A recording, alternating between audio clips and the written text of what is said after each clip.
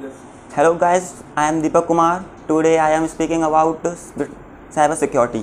तो first topic आता है हमारा what is cyber security. Cyber security क्या है? साइबर सिक्योरिटी एक तरह की प्रोटेक्शन है जो हमें प्रोवाइड की जाती है किसी भी तरह के मिलिशियस अटैक के लिए, और इसको हम कहने के लिए इंफॉर्मेशन टेक्नोलॉजी सिक्योरिटी और इलेक्ट्रॉनिक सिक्योरिटी भी बोल सकते हैं। अब हम इसके लिए छोटा सा एग्जांपल लें तो कह सकते हैं, मान लीजिए हमने अपना किसी तरह का डाटा को इंटरनेट पर सेव और सिक्योर किया, पर इस बात की कोई श्योरिटी नहीं होती कि हमारा डाटा वहाँ पर सिक्योर है या सेव है। इस सिक्योरिटी को और प्रोटेक्शन को प्रोवाइड कराने के लिए साइबर सिक्योरिटी का बहुत यूज़फुल और उसका प्रयोग किया जाता है। अगले टॉपिक पर चलें तो हमारा अगला टॉपिक है different type of cyber security. तो हमारी कितने तरह की साइबर सिक्योरिटी होती हैं? तो हमारी मेनली 6 तरह की साइबर सिक्योरिटीज़ होती हैं। इसमें पहला पॉइंट है नेटवर्क सिक्योरिटी। नेटवर्क सिक्योरिटी क्या है? नेटवर्क सिक्योरिटी एक तरह की नेटवर्क और सर्वर्स की सिक्योरिटी है जो कि हमारे किसी भी तरह के मिलिशियस अटैक को प्रोटेक्ट करने के लिए यूज़ में लाई जाती है।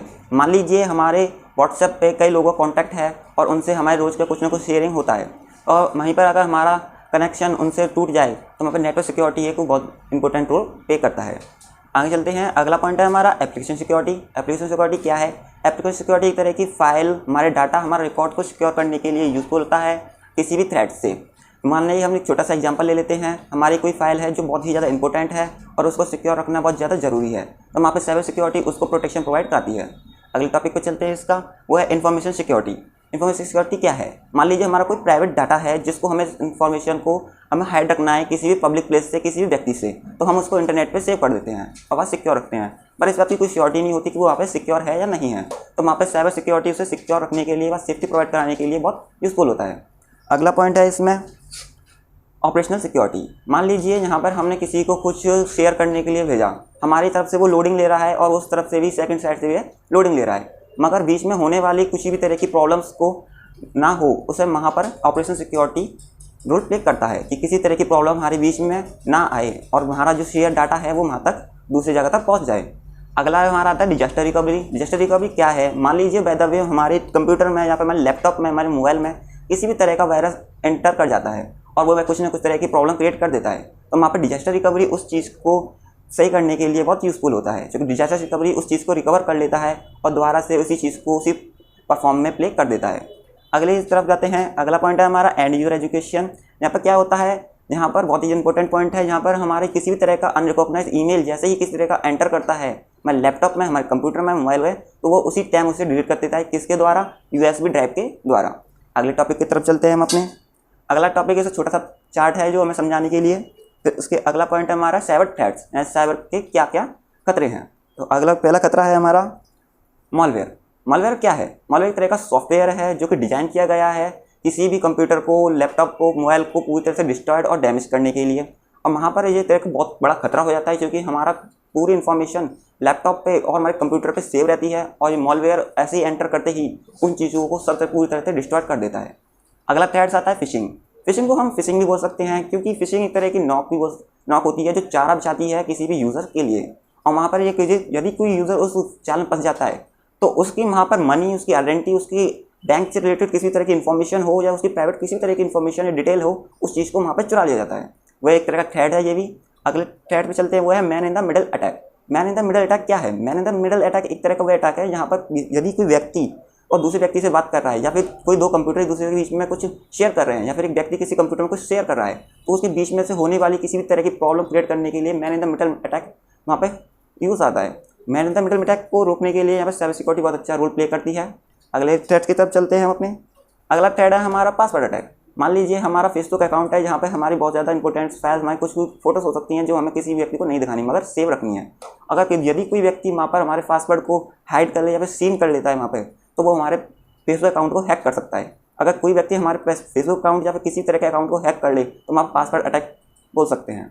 अगली तरफ चलते हैं तो हमारा अगला थ्रेट है क्रॉस साइट स्क्रिप्ट। एक तरह का एक बहुत बड़ा थ्रेट है जहाँ पर एक अटैकर हमें एक लिंक भेजता है जिस लिंक पे बहुत ही ज़्यादा ट्रस्टेबल लगती है किसी यूज़र को और किसी भी व्यक्ति को वो बहुत ही हेल्पिंग लगती है, तो वह व्यक्ति उस पर क्लिक कर लेता है और जल्द से जल्द वो सोचता है कि इससे हमें हेल्पिंग मिल जाएगी, मगर नहीं, वह एक तरह का जाल होता है, एक तरह का अटैक होता है जिसे हम क्रॉस साइट स्क्रिप्ट बोलते हैं। जैसे व्यक्ति उस पर क्लिक करता है, वो किसी वेबसाइट को विजिट करता है, तो वह उसी टाइम वहाँ पर अटैक का शिकार हो जाता है। हम अगले टॉपिक की तरफ चलें अपने। हमारा अगला टॉपिक है importance of cyber security. Mainly यहाँ पर 7 तरह के हमारे इंपॉर्टेंट्स हैं, तो इसमें पहला है to protect private data. Protect private data यानी कि हमारा किसी भी तरह का डाटा है जो बहुत ही ज़्यादा यूजफुल है, इन्फॉर्मेटिव डाटा है, जिसको प्रोटेक्ट करना बहुत ज़्यादा जरूरी है, तो वहाँ पे साइबर सिक्योरिटी बहुत ज़्यादा यूजफुल है। अगला है हमारा टॉपिक प्रोटेक्ट ग्लोबल डाटा। हमारे ग्लोबली तौर पे बहुत ही ज़्यादा प्रोटेक्शन होना बहुत ज़्यादा ज़रूरी है, क्योंकि हमारा बहुत ही ऐसी ज़्यादा फॉर्मूलेस हैं, बहुत ही ज़्यादा ऐसी कुछ इन्फॉर्मेशंस हैं जो ग्लोबली तौर पे सब उसे हाइड रखना जरूरी होती हैं और उनको सिक्योर रखना ही बहुत ज़्यादा जरूरी होता है। यदि वो किसी तरह से सीन हो जाए या कोई व्यक्ति उसे चुरा ले तो पूरी तरह से डिजास्टर की बहुत बड़ी इकोनॉमी में प्रॉब्लम क्रिएट हो सकती है। यहाँ पे साइबर सिक्योरिटी बहुत अच्छा रोल प्ले करती है इस टाइम पे भी। अगला टॉपिक आता है इसका नेटवर्क सिक्योरिटी। नेटवर्क सिक्योरिटी यानी कि एक तरह से हमें किसी कॉन्टैक्ट, किसी का सर्वर, किसी का नेटवर्क में प्रॉब्लम ना आए, यहाँ पे साइबर सिक्योरिटी उसमें बहुत यूजफुल है। अगला है to protect banking and financial. ये भी बहुत अच्छा इंपॉर्टेंट पॉइंट है, क्योंकि हमारी बैंकिंग, हमारी किसी मनी में प्रॉब्लम ना आए, हमारी कोई चीज़ चोरी ना हो, खासकर हमारी मनी। व्यक्ति हर कोई चाहता है कि हमारे पैसे ना चोरी हों, हमारी किसी तरह की आइडेंटिटी हमारा चोरी ना हो, तो वहाँ पे भी साइबर सिक्योरिटी बहुत अच्छा रोल प्ले करती है। अगला आता है हमारा यूज़र एंड अवेयरनेस। हमें इसमें एजुकेशन होना चाहिए कि हमें सिक्योरिटी की बहुत ज़्यादा ज़रूरत है, और अवेयरनेस हमें बताना भी चाहिए सबको कि हाँ साइबर सिक्योरिटी क्यों इंपॉर्टेंट है। अगला आता है नेशनल सिक्योरिटी। जब ग्लोबली तौर पे हमें सिक्योरिटी प्रोवाइड करना जरूरी है, तो नेशनल तौर पे तो बहुत ज़्यादा जरूरी है, क्योंकि हमारी किसी भी कंट्री में प्रोटेक्शन होना, किसी भी चीज़ को उस पर साइबर सिक्योरिटी होना बहुत ज़्यादा जरूरी है। क्योंकि यदि हमारी कंट्री की किसी भी तरह की इन्फॉर्मेशन किसी दूसरी कंट्री के अटैक करने अगर हैक कर ली, तो हमारी कंट्री पूरी तरह से डिस्ट्रॉयड हो सकती है। अगला टॉपिक पे है इसका मॉलवेयर प्रिवेंटेशन। उस सॉफ्टवेयर जो हमें पहले कुछ देर पहले अपने टॉपिक को कवर किया है, उस टॉपिक के हिसाब से यही मॉलवेयर प्रिवेंटेशन है कि हमारे सॉफ्टवेयर को एंटर ना कर जाए मॉलवेयर का, इसलिए उसको प्रोटेक्ट करना भी बहुत ज़्यादा जरूरी है। अगले टॉपिक पे चलें। लास्ट टॉपिक है हमारा काली लिनक्स। काली लिनक्स क्या है? काली लिनक्स एक तरह का सॉफ्टवेयर है जो कि डिजाइन किया गया है हैकिंग के लिए। यहाँ पे हैकिंग के लिए बहुत ज़्यादा टूल्स हैं इसमें, जो कि बहुत ज़्यादा यूजफुल होते हैं किसी भी हैकिंग करने के लिए, मगर इसको लीगल वे में भी यूज़ किया जाता है, पर कुछ व्यक्ति इनको इलीगल वे में भी यूज़ करते हैं, क्योंकि ये एक तरह का हेल्पिंग टूल भी हो सकते हैं, जो कि यहाँ पे कई तरह के टूल्स मिल जाते हैं हैकिंग के लिए, और बहुत ही ज़्यादा सिंपल हो जाता है किसी भी हैकिंग और किसी भी तरह के किसी भी साइबर सिक्योरिटी को हैक करने का या अटैक करने के लिए। Thank you. आपको ये वीडियो बहुत अच्छी लगी होगी। Thanks for watching this video. अगर आपको वीडियो अच्छी लगी हो तो इसको लाइक कर दें, कमेंट कर दें और शेयर कर दें।